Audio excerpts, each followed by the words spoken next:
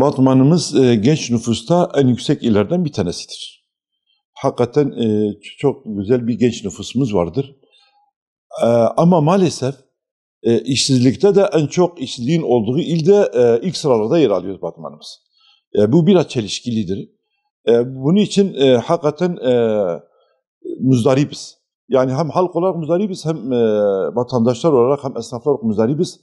Hem genç nüfusumuz çok. Ondan sonra işsizlikte de birinciyiz. Bu niye böyle bir tezat bir durum var?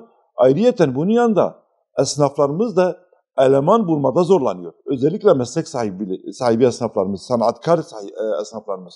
Bu konuda da biz muzdaribiz. Bir esnaf odası olarak halkımıza çağrımız, vatandaşlara çağrımız, gençlere çağrımız.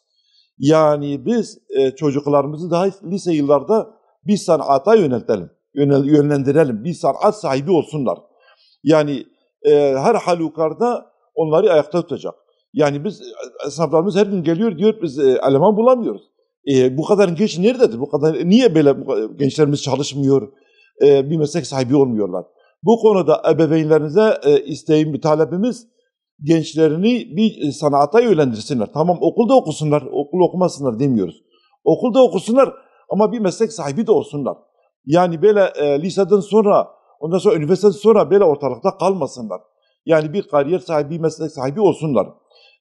Gençlere de talebimiz, isteğimiz, tavsiyemiz, çağrımız, yani gençlerimiz kendilerini yapsınlar, yani hayata adapte etsinler. Yani bir meslek sahibi olmaya çalışsınlar.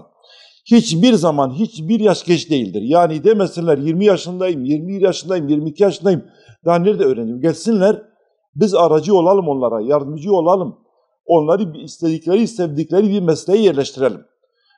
Biz kurslar açalım onlara. Halk eğitimde olsun, mesleki eğitimde olsun, onlara kurslar açalım ve meslek sahibi olsunlar. Yani hiç kimsenin, gençlerimiz yazıktır, kimsenin eline bakmasınlar. Kendi ayakları üzerinde durabilsinler. Niye biz en yüksek, yani işsizliği en çok olduğu il olalım ki? Pırlanta gibi gençlerimiz var. Bu kadar yetenekli, çalışkan, böyle dinç gençlerimiz var. İşsizlikte birinci geliyoruz. Gelsinler, esnaf sanatkar odası olarak biz onlara kurslar açalım, meslek sahibi yapalım ve iş sahibi yapalım, meslek sahibi yapalım. Yani bizim ilk önce talebimiz halkımızadır. Ebeveynlerimizedir, gençlerimizedir. Elbette ki yani önce biz halk olarak biz gayret edeceğiz. Yetkililere de çağrımız, bu konuda daha duyarlı olalım.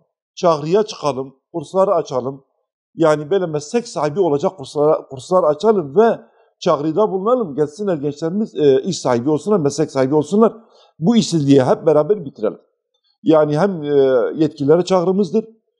Halk eğitim merkezi olsun, mesleki eğitim olsun, kurum amirlerimiz olsun, ondan sonra halkımız olsun. Hep beraber bu işsizliği sonlandıralım, bitirelim.